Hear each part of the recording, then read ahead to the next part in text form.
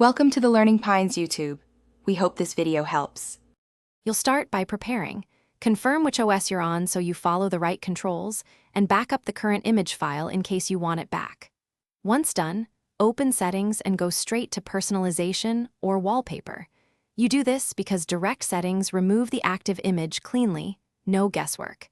Make sure to pause syncing services like OneDrive or iCloud so they don't immediately restore the picture. Now, proceed to choose a solid color or blank option to replace the image. You'll perform the main removal steps now. On Windows, right-click the desktop, open Personalize, set background to solid color, or choose a blank image, disable slideshow. On macOS, open Wallpaper settings and pick a color or disable automatic change. On Linux, use your desktop settings to remove the file path and select a plain color. You do this to stop the OS from referencing that file. Make sure to apply changes and watch the preview. If it reappears, pause Cloud Sync or Theme Managers before you're on the final steps. Remove any leftover wallpaper files from the Pictures folder or the app cache, then restart Explorer on Windows or reboot the Windows server on Mac OS.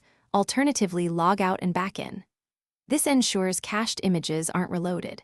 Make sure to re-enable sync only after confirming the background is gone.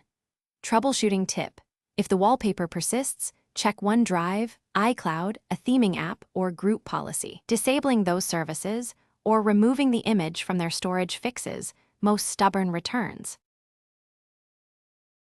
Thanks for watching. Consider subscribing if we helped you.